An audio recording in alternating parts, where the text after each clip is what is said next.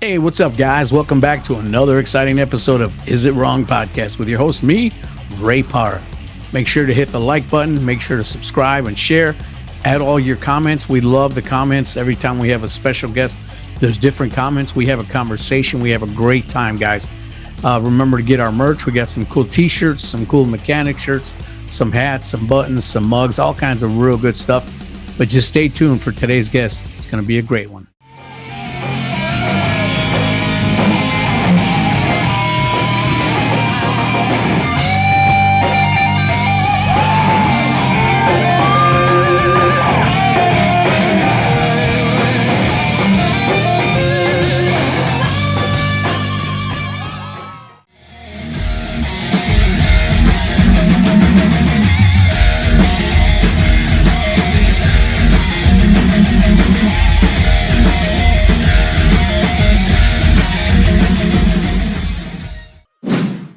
Hey guys, welcome back to another exciting episode of Is It Wrong with your host, me, Rey Parra.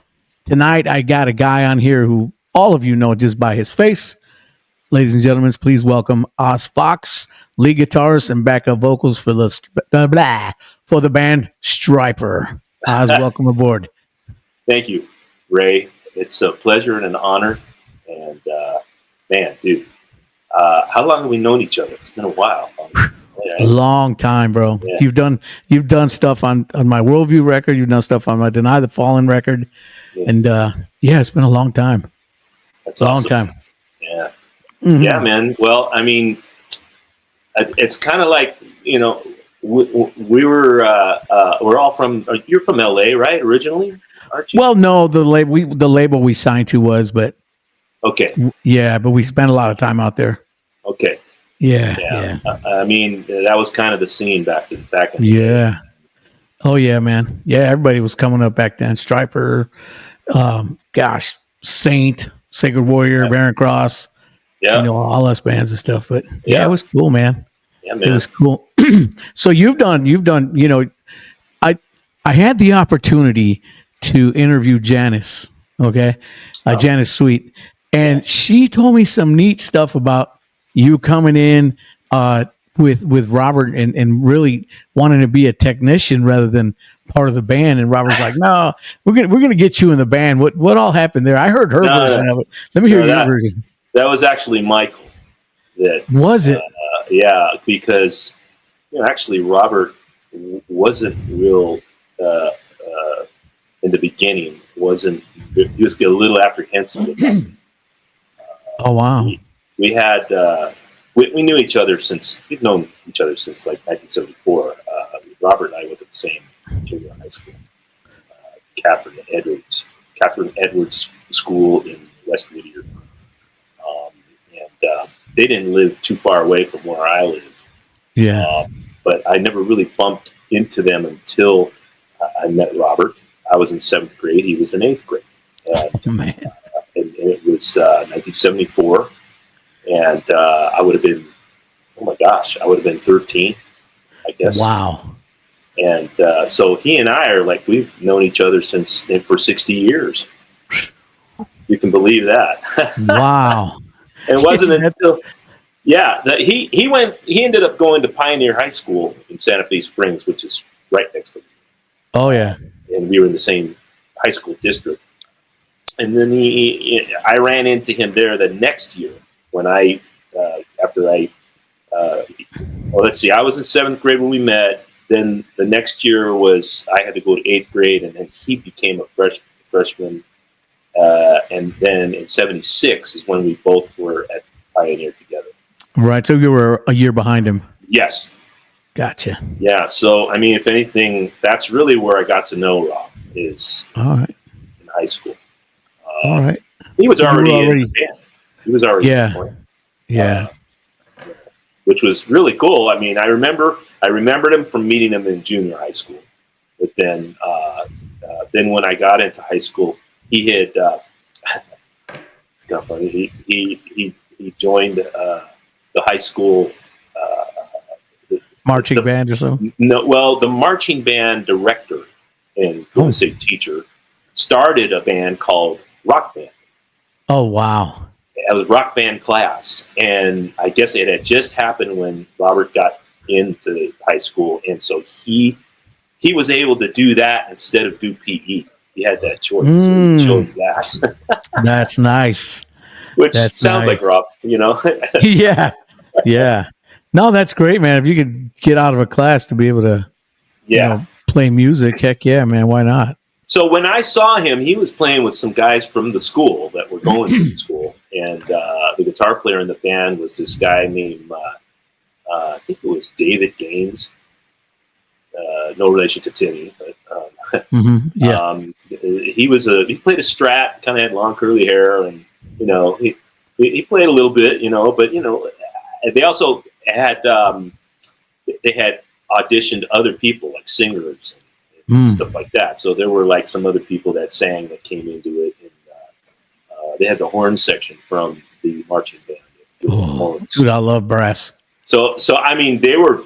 It was killer because they were doing all kinds of like Stevie Wonder, just anything with horns, and was kind of funky in that era.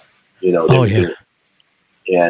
Rob was there just jamming away, playing around with them. It was super cool. They play like for some of the assemblies or so they were just always playing at some point or another, and I got to see him jam a little bit, which was kind of fun. Now, he was a Christian at the time then because he was raised in church, right? Were you saved at the time, or? I have to say, I got saved when I was 15. I mean, I started going to church with my mom when I was 10. That would have been 71. And so at that point, I was just going because my mom was twisting my arm. Yeah. And then wasn't until I was 15, which was right before I went into high school, right? Or what was it? I would have been 76. So I was right my freshman year in high school. Yeah.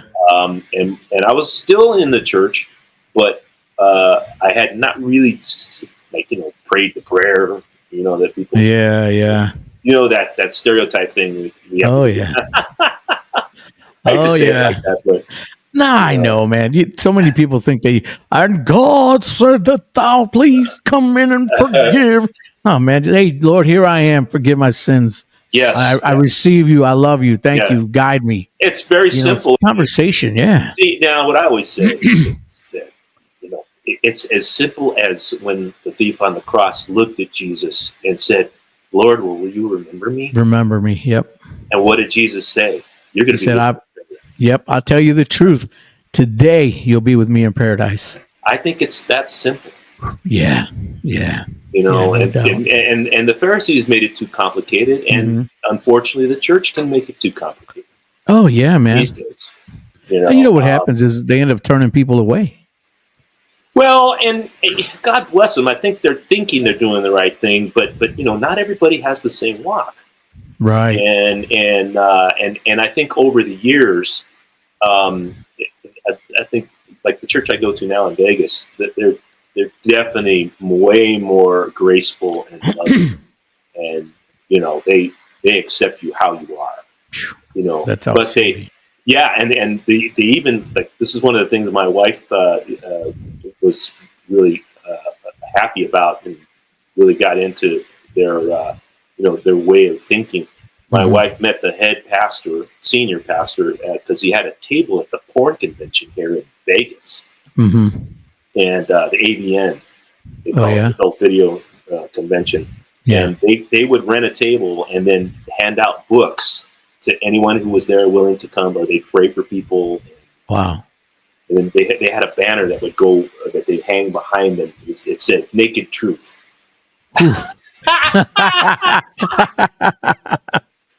And at that point, I mean, I think they would bring my wife down, and they would just share with people, and whoever. There were a lot of people that came out of those porn conventions started coming to the church. Yeah. Now, at that time, she already had the Hookers for Jesus thing going. Yes, she was kind of just starting it. She didn't have the whole the facilities and everything legally set up for nonprofit at that time. Right. All that I think she started setting it up and was trying to make it happen, and then it wasn't until a little bit later she finally got approvals. She finally got approvals, I think, during the time we were married when we first got married. And then that changed everything. I mean, oh yeah, things started happening fast after that. With the way her look at God, man. Yeah, I mean, and to this day now, I mean, we've been married. It's going to be 16 years in June this year, and she has kept a facility going that is helping women. Yeah, and at the end of the podcast, give me some websites and links that people can go on and help support, man, because that's a great thing. Yeah, man. Because what she does is, man, it's a calling for her. I mean, nobody really understands those women that have been trafficked like that. We can. I mean, you could kind of put trafficking into different categories. Like there's human trafficking, working, child trafficking for working.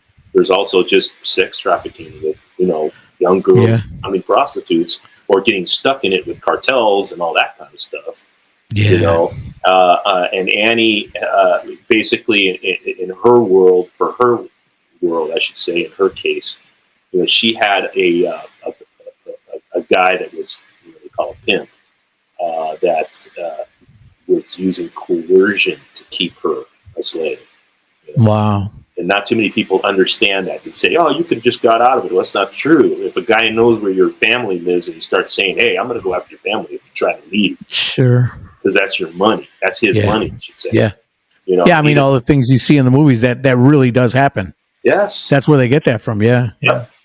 It gets really sick, man. It gets as deep as, the girl keeps taking off and she leaves. And so she goes back, finds her. He has people that will find a girl, bring her back. They'll beat her down. Then they'll get her pregnant and use the baby and child as something to threaten her with. I'll kill this kid. Wow. Stay here, do what I want. Wow. I had no idea it was like that. That's the craziness of it. And nobody understands that. A lot of people say, you can just get out of it. Well, it's not true. How did Annie get out of that? Well, she was trapped in the middle of it, I mean, God had a plan for her, Yeah. God had a plan to use her. She went through all of that and just almost lost her life many times. And God just had grace on her, and she had a heart and a way of surviving through all of that. There you go. Where even though it was some of the worst case scenarios for her, she got out of it. She I think there's so many. You got to see her story on it. She has a book out called Fallen, Fallen. Oh, wow! She tells the whole story about that on her book. So if you just you can go online and look for Fallen. By Annie Lobert, or Lobert is how you say it, but it's Lobert. Okay. And she also has it on CD, audio book. I think you can even get it at that audio website that they have. Yeah. I'd like to maybe get her on here sometime and have her really share that whole story. Oh yeah. That would be cool. I mean, there should be a movie on it, Yeah. That's really what it boils down to. And but like I said, God had a plan, and if God has a plan for your life and a mission for you, He will guide you and open up opportunities, and that's kind of how it is with your life as a believer. You trust God, God provides. I mean, it takes you. It's like takes you through the wilderness and helps you to survive, and He provides and blesses you, and you might make mistakes, but you get up and keep going. There you go. So I'm very proud of her. She's such a great gal, and her heart is so true. I mean, if it wasn't for her mind is like constantly thinking and coming up with things. If it wasn't for her, I wouldn't have found the surgeons to work on my brain because I had tumors that had to get removed. And they were saying a good possibility I was just going to lose the use of my left arm. The doctor basically told me, make your arrangements, because, I'm like, oh, great, But she did the research, found a great team over at UCLA that did an awake craniotomy on me. Mm-hmm. So they woke me up, put a guitar in my hand, and as they were cutting this thing out of me, they would test the area to make sure they weren't damaging a place. That's great. Yep. Miracle. You probably had that look on your face like, hey, man, you know who I am? Do you know who I am? I don't think I was thinking in that picture. How about on this one? You were saying, hey, let's get some menudo, man. Yeah. Oh, my gosh, dude. No, actually, I was probably sitting there going, hey, get out of here. I got some gas. You're going to have to leave. Because I don't want to embarrass myself with what you're going to smell. That's great, man. So when the first tumor you had, I mean, how did that all, I know you had it. I prayed for you. I put out prayer requests for you, and you've done it for me when I was with my leg and stuff, but I really didn't know all the details. Really today is kind of what I wanted to talk about. Just the miracle that you're a walking miracle, man. You went through this 1, 2, 3, 4 times, I think, right? I've done 3 surgeries. 3. Yeah. I mean, and two of them, one of them was for a different tumor that was growing behind my left ear. So basically, those the first tumor was right back here on the let's say it's the right hemisphere. Yeah. But towards the back. Okay. They had to cut a good size area with my skull to get in there. And they put me back together with titanium clips. And then that year, that was March of 2021. So then the same year in August, I had to go to UC San Diego because they had a different team of doctors there to get the tumor out of my. It was right between the brainstem and the left ear, so there's this nerve that was growing off of there called the vestibular nerve, and it was both tumors had grown to about 4 centimeters. Wow! So they had to do a thing called a translab, where they cut your skull from about here all the way down to here. Oh, so my that gosh! They cut it and then they pull this whole thing back and go in and take out what they need to and clean it up and then put it back together. So in the process of all that, it damages those nerves. And there's also the possibility of losing the nerves to your face. Yeah, I would imagine. Yeah. Yeah, that's where those nerves are. Wow. And, so basically, those guys were such pros at it.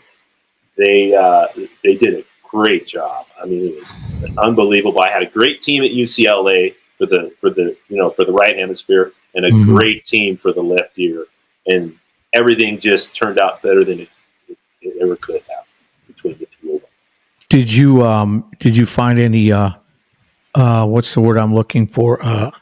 Leftover results from the surgeries, things that affected you in certain ways, memories, your eyesight, or anything? Okay, so the after effects. Yes. Soy Latino. I don't know how to say all that stuff. Yeah.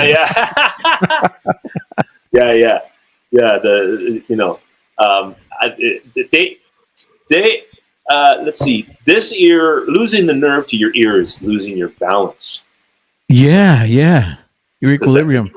Right. So I had to get rehab for balance, and and I'm still dealing with that now. My balance is off, where when I go downstairs or go down a ramp, I feel like I'm leaning forward. I feel like I'm gonna fall. Oh my gosh! So it's important for me to have some kind of bracing or a rail or something doing that. I can't run because I have that balance thing where I feel like I'm leaning forward. So even when I'm walking, sometimes I stub my foot, like instead of your foot doing this, it rubs against man. Oh yeah. against the concrete. Wow. And so I have to be very careful when I'm walking, and I can't just jump out of the car. I have to be careful getting out of the car so I don't, lose my balance. Yeah. And so, that's just the way it is with that. I can't do anything about it. It's the way it is. And I'm like, okay, well, when I get to heaven, I'll be all normal again. So, Yeah. Do you think you'll ever be able to drive this thing again?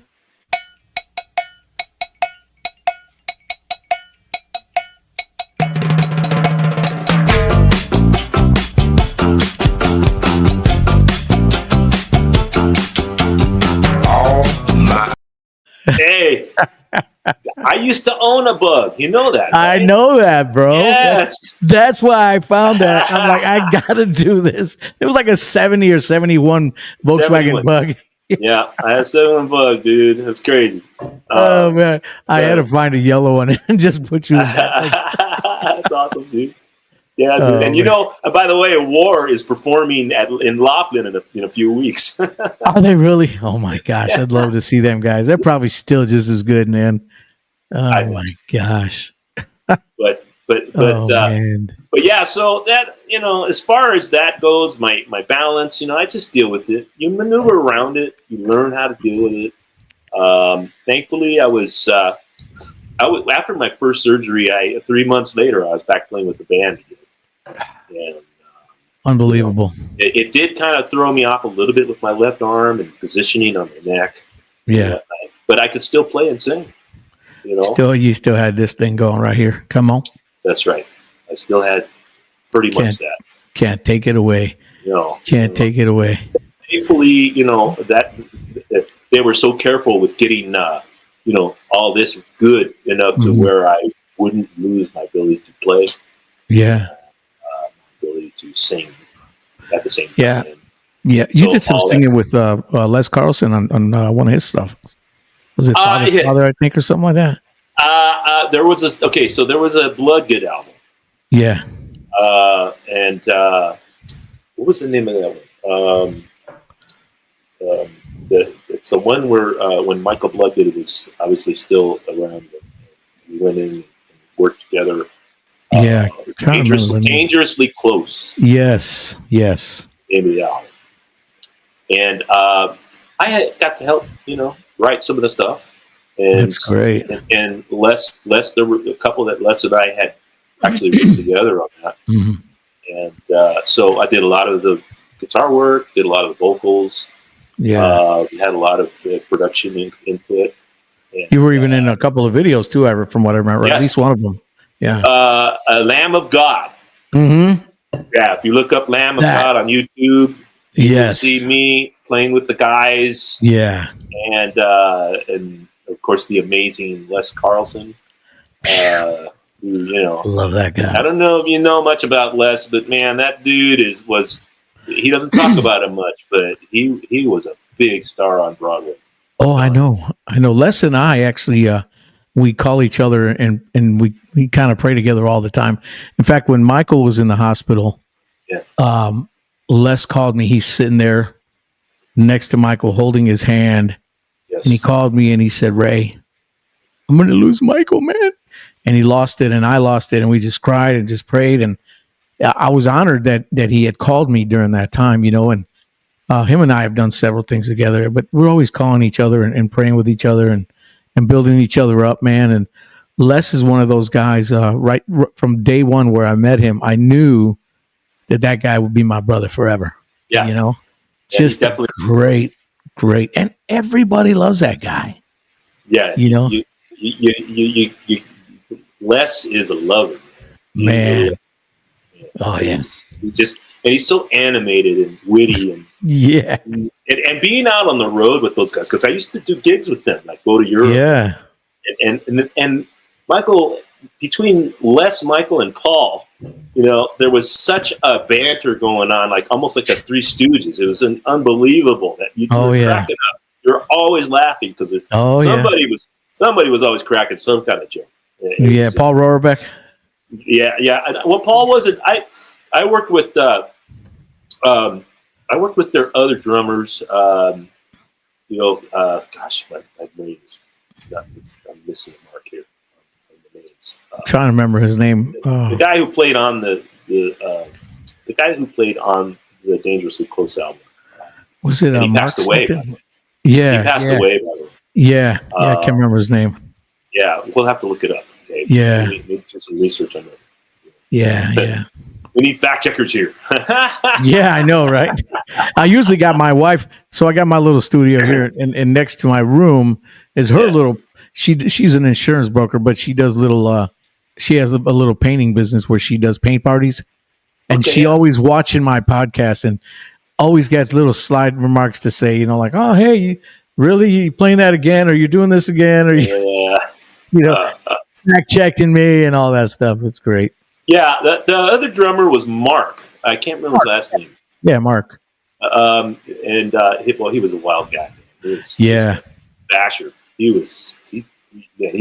I remember when he'd start a song and we're all making noise and he's going screaming.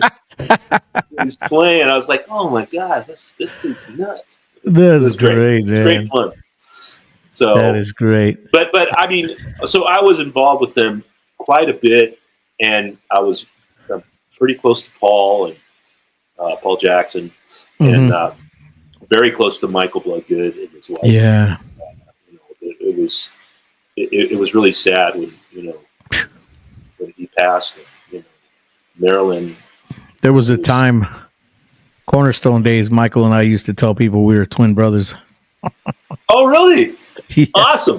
Wow. Yeah, then I went through that with Jimmy Brown from Deliverance. Him and I started telling people we were twin brothers. That's just awesome. Having fun, man. Yeah, that's fun. Well, and then I got to spend some really good time just with Mike and Marilyn one time when we went to England together for some special kind of Christian event. Nice.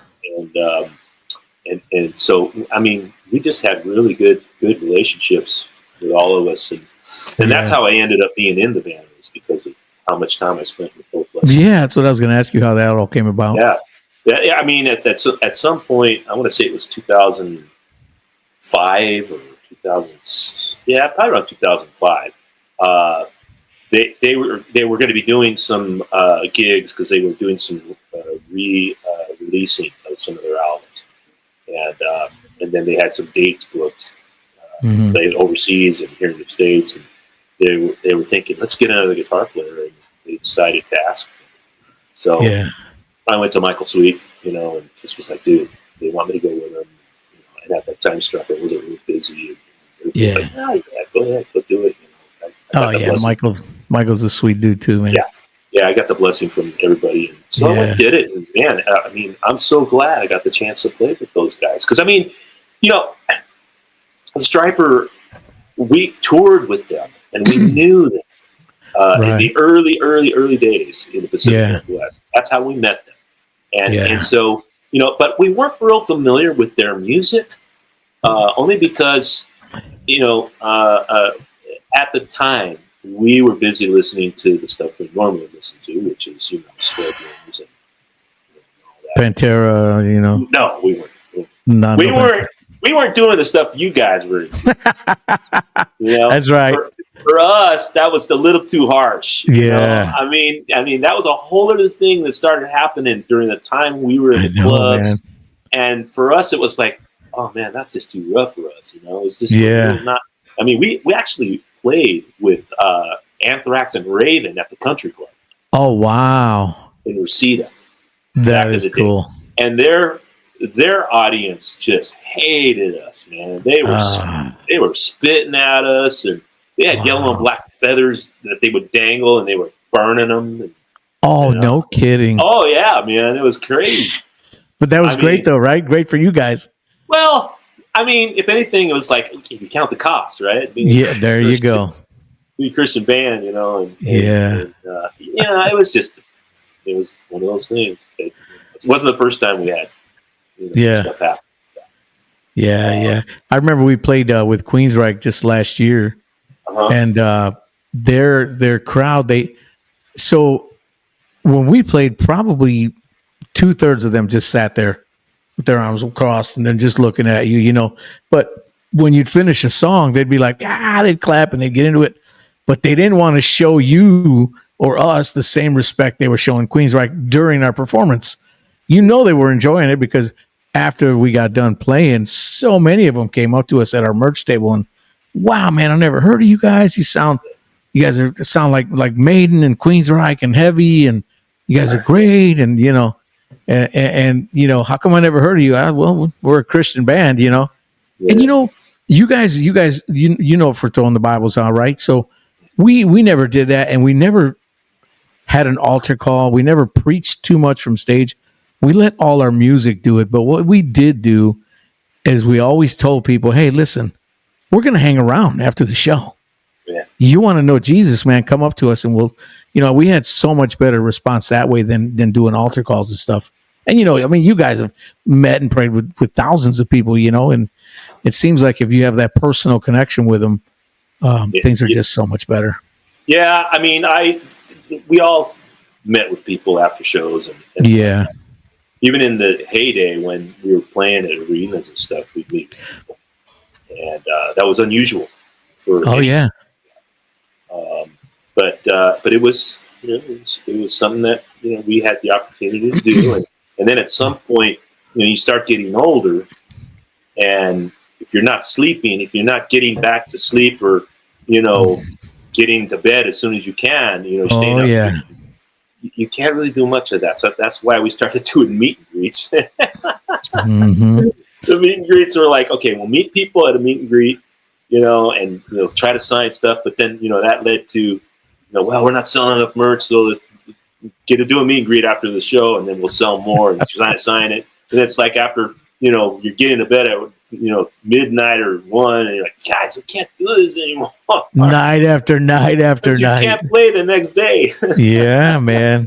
So, you know, we've had our ups and downs with that, you know, and now that we're older, I mean, we're even older now, I should say, you know, you have to adjust it, you know, you really do. I picture you when you get really old, still being able to dance and do this. Watch. Shut your trap.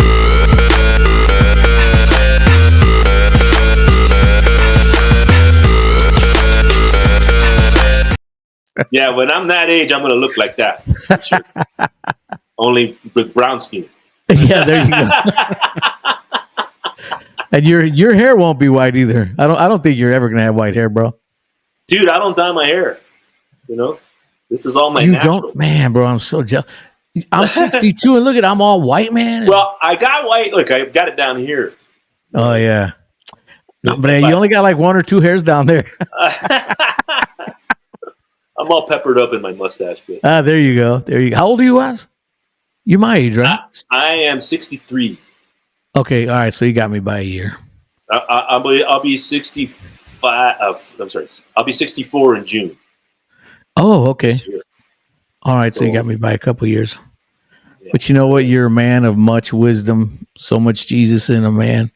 Well, brother, I'll tell you what, man. I'm thankful that the Holy Spirit's in me, man, because I need him. Yeah, I need the Holy Spirit to be in me, and it's what gives me my peace, my strength, my courage. Oz, to our listeners, man, share with them the importance of prayer and being in the Word, man. Well, okay, so I mean, first of all, you got to believe. Mm-hmm. You got to believe that there is a Creator. Amen. And you know, if you don't believe that there's a Creator, I mean, you better get on your research, because you know, this whole universe wouldn't exist without someone designing it to stay together. And I mean, just the fact that we are in a galaxy that's, you know, 100,000 light years across, you know, we're a tiny little speck in all of that.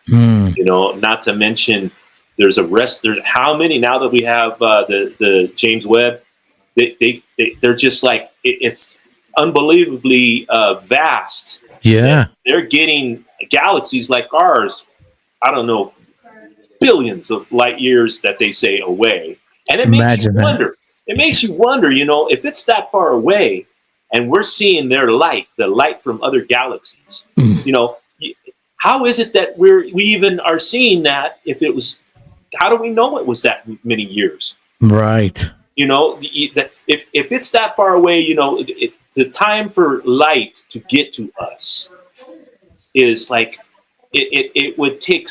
If it's taking that many years, we wouldn't have seen it. We wouldn't see it right now. Exactly. If it was all created at the same time and the light existed, it was created to where we could see it by the time we were here. Mm-hmm. That means it was created. In my opinion. There you go. You know, and we still don't know. I mean, the scientists like to say, you know, it was this and it was that, and we were a tiny little dot, and then we explode. Come, were you there, dude? Yeah, there exactly. To see it happen? That's a theory. Everything is a theory. Dude, you can study all you want, and there's no way you'll be able to prove that. I'm sorry, man. It takes a lot more faith to not believe in God. Come on. And so what do we have to understand the heart of God? We have his Bible that was inspired by his Holy Spirit to men who followed him and believed in him. Okay? And obviously, as time went on, these men, inspired by God, wrote these prophecies, these prophets, you know, and you have these books that all of a sudden they have prophecy that came true. And including the prophecy of the Son of God, Jesus Christ, coming to die so that we would have the ability to be in the presence of God one day, our spirits, because this isn't the real us. Yeah. You know, this body is not the real us. So once this body dies, the person we are, which is our soul spirit, leaves the body and it has to go somewhere. Well, that's the whole point. That's right. The whole point is that soul will, if you're a follower of Jesus, because he died for our sins, we couldn't exist with God because he's so holy. We couldn't exist with him if somebody didn't die as a sacrifice for those sins.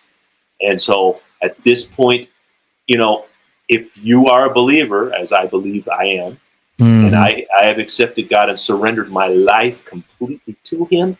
Come on. You know, now I know, and I'm promised by the word that I will get to be in the presence of God one day once I leave this body. That's it. Yeah. That's going to be for eternity. Yeah, man. And the Bible says the only other alternate place to be that's going to happen to people when they don't know Jesus, they're going to be in hell. Yeah. You know, dude, imagine. Yeah. No, go ahead. I don't want to imagine. No. What I was going to say, imagine if you look back now from today, right now, today, 63 years to the beginning of that life, all that time that you've been through and everything, it seems like an eternity, but it's nothing like what the true eternity is going to be like. You look back and you go, man, I can remember this and that and that. Eternity, that's forever, bro. Yeah. Why would you even want to chance that? Yeah. I don't get that. You know, I tell people, listen, you say you're a non-believer, right? So let me just say this. If what I'm going to share with you changes your life and what I say is true, then you win, right? But if you accept Jesus into your life and everything I'm telling you, it was a great story that we all learned and didn't know, then you still receive the reward because you lived a great life here. You know, it's a win-win situation. Yeah. You know, and when you get people to go, you know what? You're right, bro. Yeah. You know, I think and then you get those that don't want to believe, but when they need prayer, who are they going to come to? You. No, and you know what, brother? I mean, believe me, I've had my share of people that just don't want to hear. Yeah. And that was one of the things in the Bible that you read about. I mean, you know, it's going to be a wide road of people. Come on. That are not going to believe, and it's going to be a narrow road of people that are going to believe, and they're going to have that belief and get salvation. And that's what we're trying to tell people about this plan that God had, and still has today for us to devote our lives to Jesus, just like the thief on the cross. believed in him. Yeah. And So told him that's he would be in paradise. Yep. You know? Yep. So all Yeah. Go ahead, bro. No, go Yeah, ahead. no, that's it. Yeah, I'm just Yeah. kind of afterthoughts, but go ahead. Yeah. No, I was just going to say, that's our business, reaching the lost, Sacred Warrior, Stryper, Barren Cross, all these bands, Bloodgood. And I think it's a great thing because when you see somebody go through that transition, when you see a real transition, it affects you too. You know what I'm saying? You feel that, man. You're like, man, this dude just gave his life to Jesus, man. Golly, and that's such a big reward in that. Absolutely. I love when I get emails from people. Man, I bought the first Sacred Warrior back in 1989 or 81 and I listened to it and I got saved. Now I'm a pastor and I love you guys. And that's great, man. Stuff that you just don't know, but God's still using it, And that's the point, is we're letting God use the talent he gave us. Mm-hmm. And we honor him by using the talent he gave us. Yeah. Yeah. And I what I don't want to get caught up in is if you're not doing enough. Oh, because, some it ain't about works.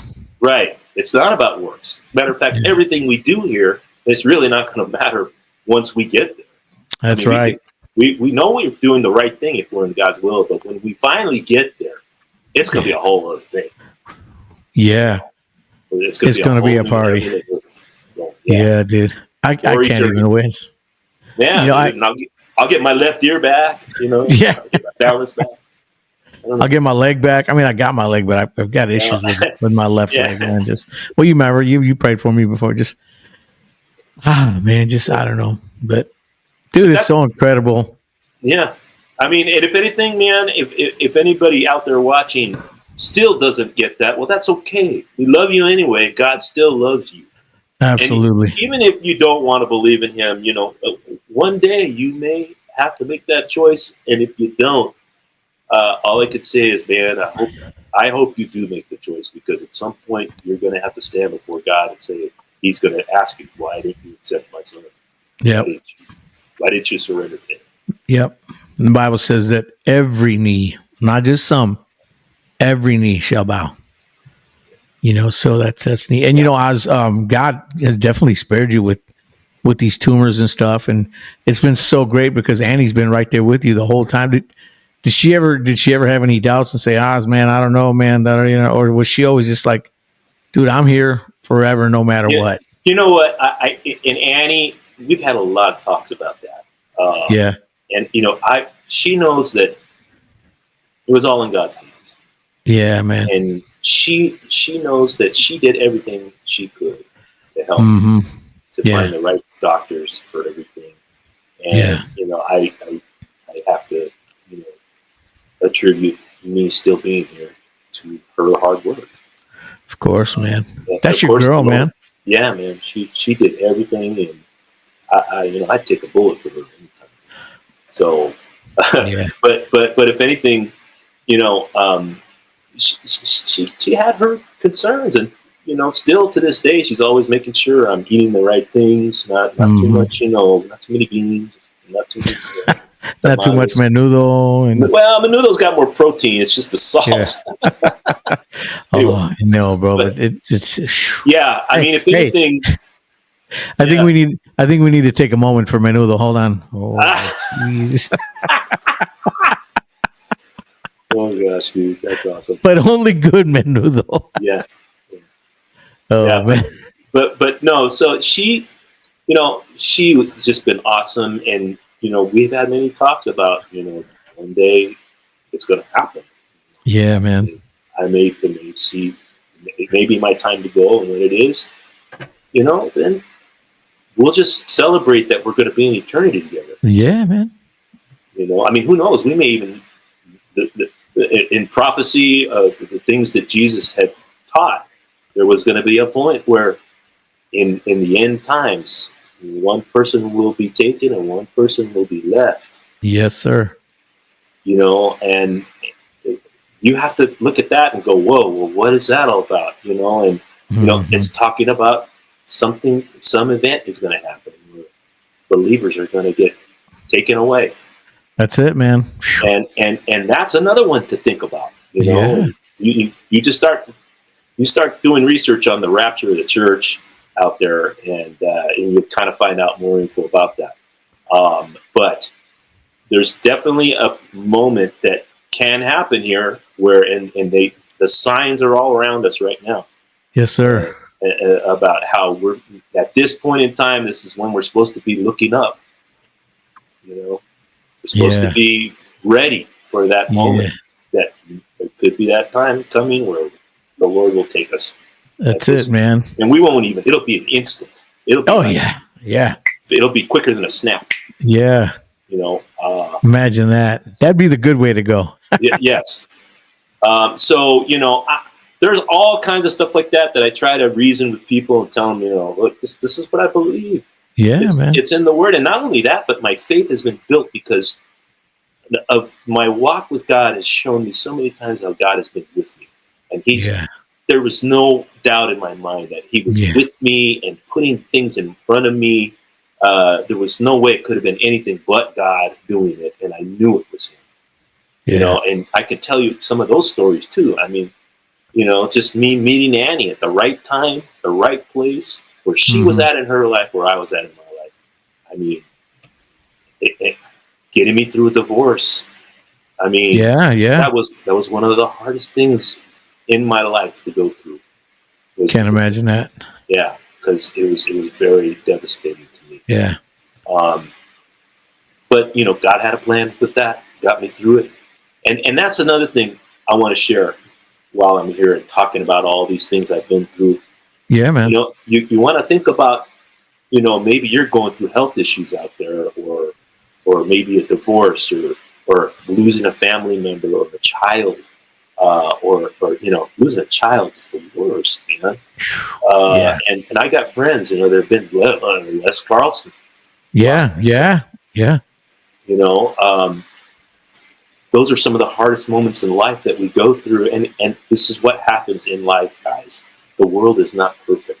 That's right. It's a broken world we live in, and God promises He'll be with us to get through it. Yeah. We're going to see trouble, but we got to take heart. Absolutely. Because God will be with us. Jesus Christ will be with us and get us through it. Yes. And I always tell people this, going through my brain surgeries and health issues, it's like, why would He do that? Well, I have to believe that God trusts me to He allows it to happen in my life because He trusts me to trust Him to get me through it. That, what? Let me ask you this: when you in any one of those surgeries, when you're under the knife, as they say, and you're out and they're doing surgery and stuff, you ever have any weird things happen to you in your head? Like, you know what I'm saying? Yeah, you must have, because you're smiling. I'm just thinking about some funny stuff, but when you go on that operating table and they're getting ready, they're going to cut your head open. Oh yeah, and the risks are immense. Oh yeah, these guys are going through. They've been through it, and they've had success. They've had some bad stuff happen. The brain is, you just don't have a map. Yeah, it's just matter that they kind of know what it does, and what areas do what, but they still don't know. It's God's country in there. That's right. And I went to the table with all the knowledge of what was about to happen to me, and the possibility that something could have gone wrong and I would have been, passed on. Yeah. And I got on that table with a smock on, and it just kind of sat me in there, put my head in a brace, and then they started putting me under. And I just said, okay, Lord, I've followed you all these years, and I hope that I've done well, and I'm going to trust you. If you get me through this, then I know you'll have more stuff for me to do. Yeah. And I was at, were so many people praying for me during that time, that first one I had, that I could tell God's presence was in that room. I could feel it. Amen. And I just trusted the doctors. And I remember going to sleep and waking up as they were like getting ready to start to cut. And wow. Yeah, because they woke me up with my head open. Oh my gosh. They woke me up and I was like, okay, And that was intentional? Yeah, because oh my gosh. The place where that tumor was in my right hemisphere, one side of it was, controlling my left arm, and they wanted to save any chance they could save that and not damage the brain that controls that part of my arm. Okay, so the only way to be able to do that was for me to play guitar while they would use an electricity thing to put a slight dose on the area where they were getting ready to cut. And then if I'm playing guitar and I wouldn't get thrown off while I'm playing, then they could cut in that area. But if I start going off and start like playing in another area, then they would be like, no, that's not good. He's not playing right. They actually had a doctor watching me play, and he learned the music. You should have done a music video for that. Well, there is video of it, but I never got it. Oh man! But I was playing. They had me the first time I was playing "Calling on You." Okay. So I was playing "Calling on You," and I had needles in my wrists, so it was a little That's tough. Crazy. To get yourself like ready, but they put this guitar in my lap here, and I was kind of leaning. I was laying down in an angle. Hey, Oz. Yeah. Can I cut you off for 1 second? Yeah. I got somebody that just joined us. Yeah. It's my guitar player, Bruce Swift from Sacred Warrior. I want to bring him on real quick. Yeah. All right. Hey, Bruce. Hey. Hey, buddy. Hey, turn your mic down a little bit, Bruce. Turn it down? Yeah, just a bit. How's that? A little bit more. A little bit more? Yeah. No, you need glasses. how's that, Ray? You like squint. You need glasses. I mean, the problem is I turn it down and then it's hard to hear you. Oh, really? Okay. Yeah. I'll right. talk soft. Yeah, talk soft. Yeah. Oz. How are you? Bruce Oz. Hey, Bruce. Hey, Oz. How's it going? I'm doing good, man. How are you? Good. I'm well. And you seem to be doing pretty good. I know you've been through a lot, huh? I've been through a little bit, Yeah. Bruce, listen to this. He was just in the middle of telling me how when they were doing one of his brain surgeries, they literally put a guitar in his hands and had him playing guitar. Go ahead. Really? Finish that, Oz. That's intriguing. Well, okay, so basically the area where the tumor was that they had to remove, that particular part of the brain controlled my left arm. And if they weren't careful while they were taking it out, I could have lost my ability to play. So they would use this little, it was like I would say it was like, kind of like a probe, that would, they had a little bit of electricity, low dose of electricity that they would touch the area and that they were getting ready to cut.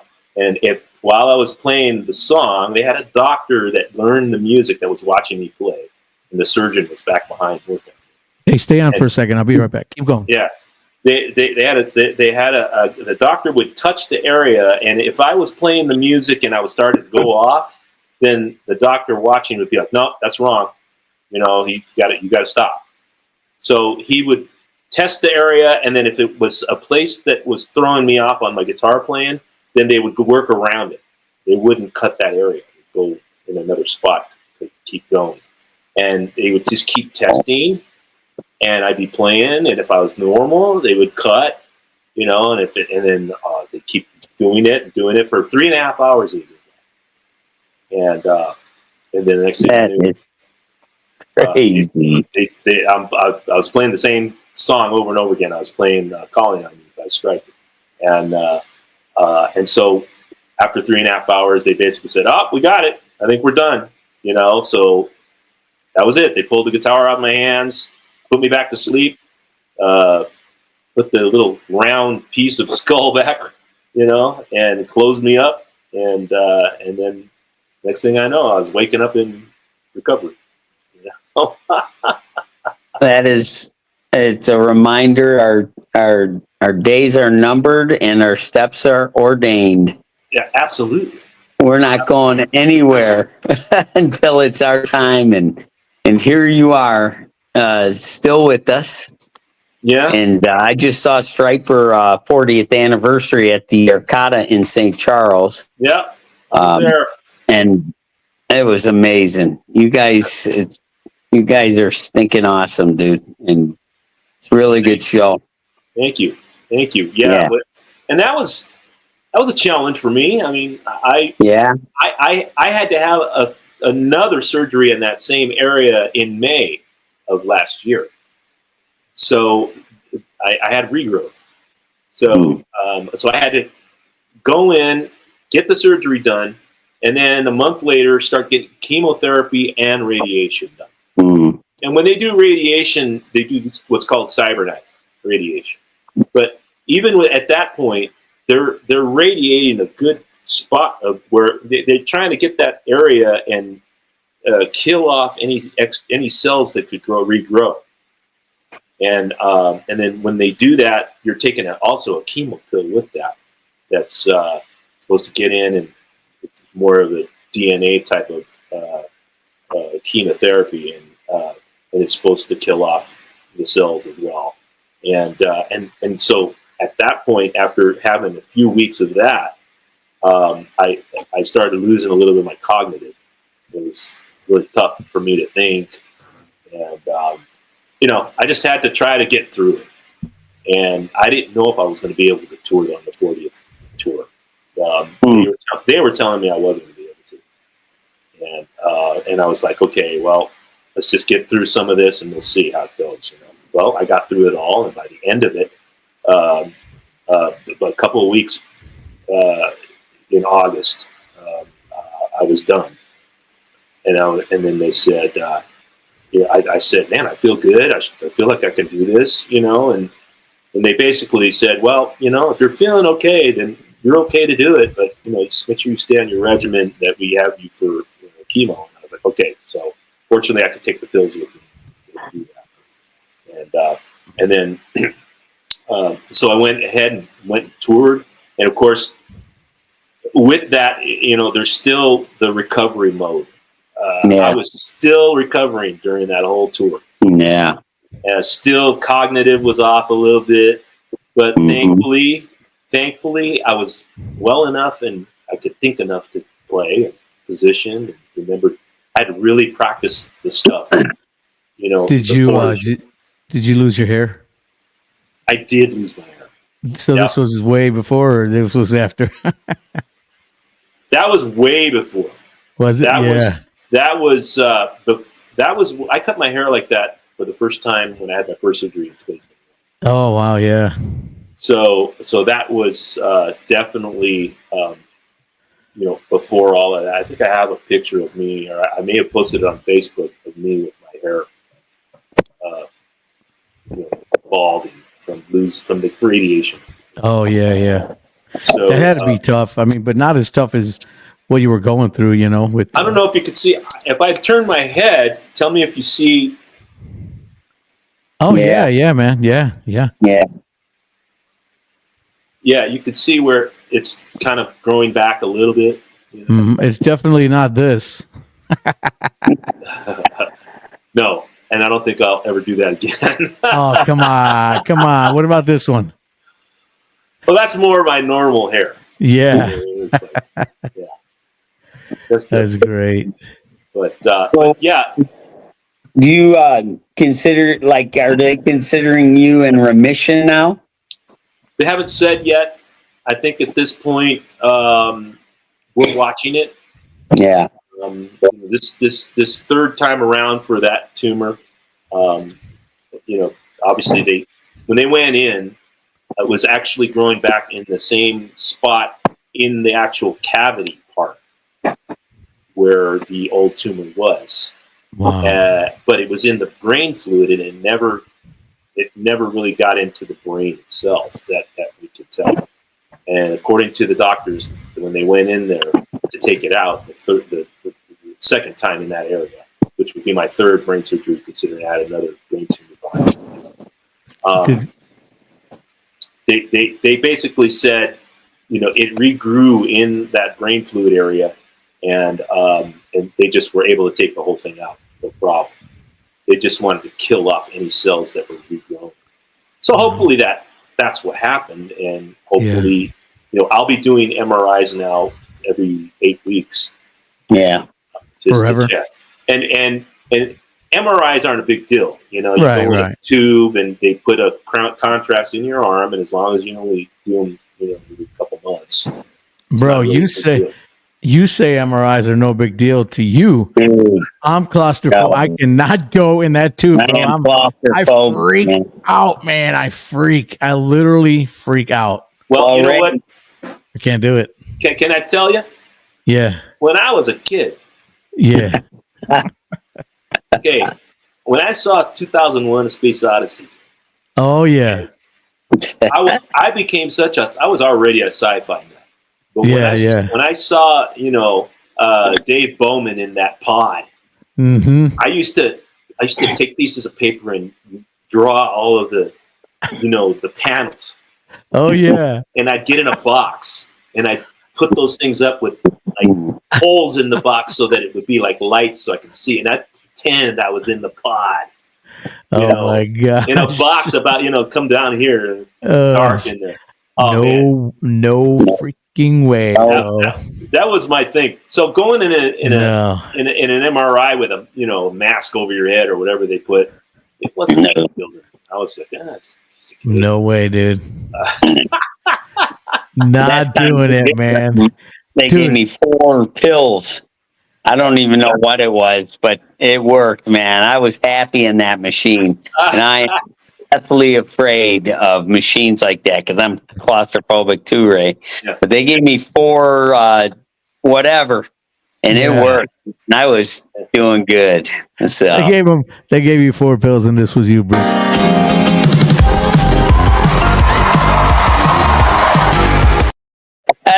Honestly, it really was.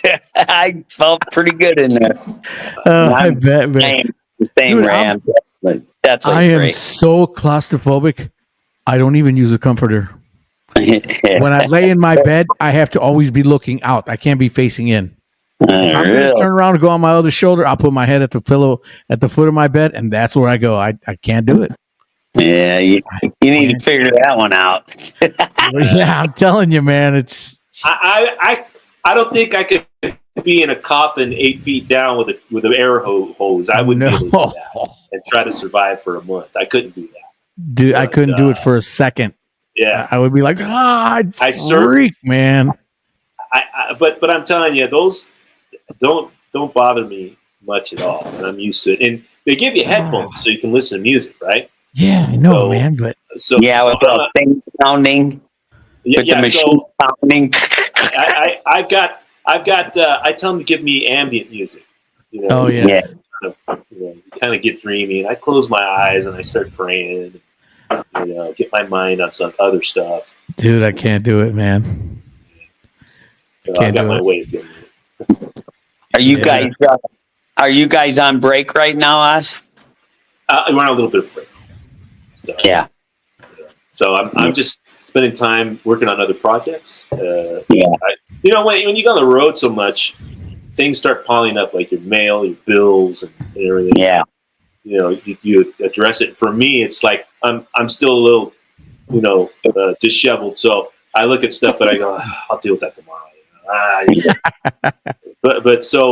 But then you finally have to get to it, and I got plenty to do. Or I'm doing laundry or cleaning dishes.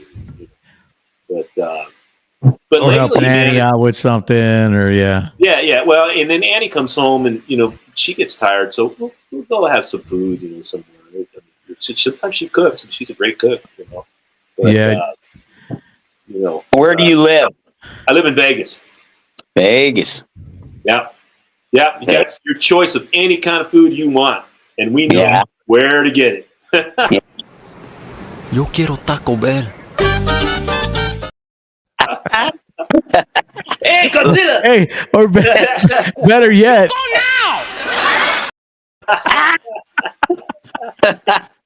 Oh man. Yeah, See what I got to deal with, us? This is what we deal with all the time. Hey, Bruce, I was telling Oz earlier, I know he used to have a Volkswagen Bug, so I put this together for him.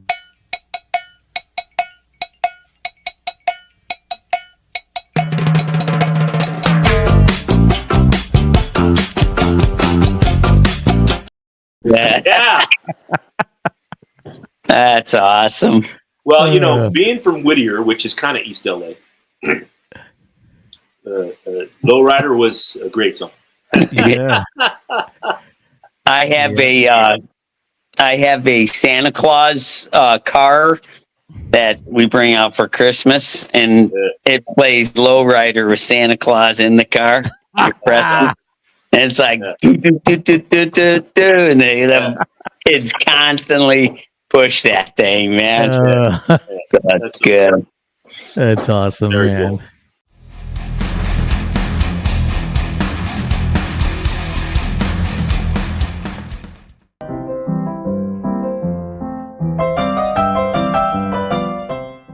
Chicano husband. Hey. I like that. Bro. That's good, man. Oh, they should bring him back. This guy. Yo quiero Taco Bell. Wow, man. They took him away. They shamed him. I know, man. They canceled him like Aunt Jemima. Dang it. Can't believe that. You want to hear a funny story? Is when me and my cousin and my wife and my family, we went to New Mexico to see my dad when he had died. We went to go bury him, and we're driving through the desert, right? And we get out, and then just on the other side, we're starving. It's like, I don't know what time it was, but there's a Taco Bell right there, and we pull up to the window, and my cousin's driving, and they go, "Hey, welcome to Taco Bell. Can I take your order?" And he goes, "I would like to know what kind of toy you have in the kids meal." And they're like, taco. And he's like, "No, I would like to know what kind of toy you have in the kids meal." And then they go, burrito. And then I'm like, "Bro, they don't understand what you are saying because you are from India. I'm from Pakistan." And him and I just started. So we come around the corner, and every Taco Bell employee's looking at us, just laughing. They wanted to see what was going on. That's great. Man, it was great. The stuff you do, right? That's so awesome, man.